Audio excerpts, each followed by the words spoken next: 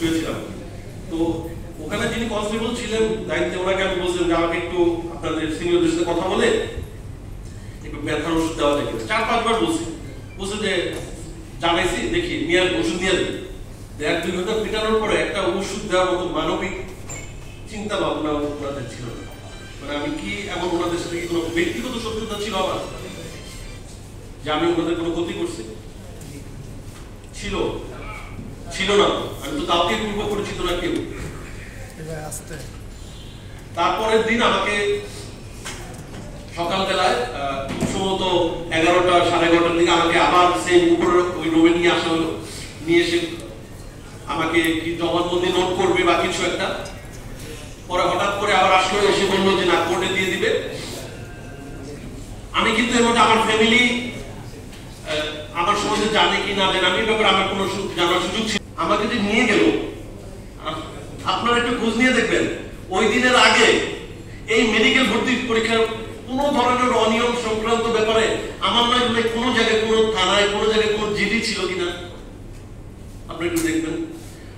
কোন জায়গায় আমার নামে কোনো মামলা ছিল কিনা দেখবেন। যে মামলায় আমাকে গ্রেপ্তার দেখানো হইলে পরে সেই মামলার এজাহারে আমার নাম আছে কিনা আপনারা দেখবেন প্লিজ। নাই তো, কোনো জিডি ছিল না, কোনো মামলা ছিল না। যে মামলায় গ্রেপ্তার দেখানো সেটার এজাহারে আমার নাম নাই। তাহলে কি তদন্ত হইলো আপনারা বলেন, আপনারা দেখবেন এটা।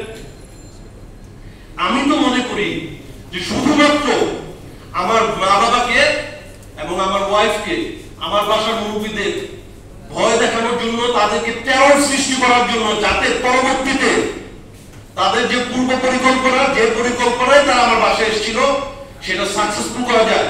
তাহলে আমি আপনাদেরকে রিকোয়েস্ট করি, আমি যে বাসায় থাকি 10 বছর ধরে, 2014 সাল থেকে শান্তিনগরে গ্রিন পিস অ্যাপার্টমেন্টে, আপনারা দয়া করে ওখানে যাবেন, সিকিউরিটিদের সাথে কথা বলবেন।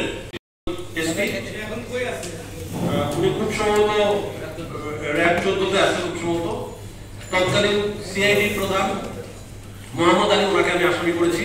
কারণ আমাকে যেদিন অ্যাবডাকশন করে উনি ভিডিও কলে ছিলেন, ভিডিও কলে আমাকে দেখতেছিলেন। সমস্ত ওনারা যা কার্যক্রম করেছে ওনারা রেফারেন্স করেছে।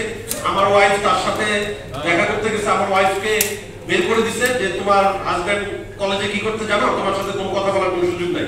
সমস্ত জায়গায় ওনারা। তারপর আমি আসামি করেছি এসআই মেহেদী হাসানকে, যিনি আমার এই আগারগাঁও ওই এরিয়া থেকে এই টাকাগুলা নিতেন তার গাড়ি দিয়ে। এবং তার আরো কিছু ঘটনা আছে যেটা আমি স্বল্প সময়ের পরিপ্রেক্ষিতে বলতে পারবো না। আমার ওই আত্মীয়কে তুলে নিয়ে গাড়ি দিয়ে ঘুরে ড্যাশবোর্ডে পিস্তল রেখে তাকে ভয় দেখানো হয়েছে। মেহেদী হাসান নিজে তার কাছ থেকে পিস্তল বের করে এটা করছে। আমি আসামি করেছি এসআই আতিকুর রহমান, যিনি পুরো জিনিসটা আমাদেরকে বলতেন যে এই চিফ স্যার এটা বলছে, আমাদের আইও এটা বলছে, ওখানে টাকা দিতে হবে, এগুলা যিনি কোঅর্ডিনেট করতেন।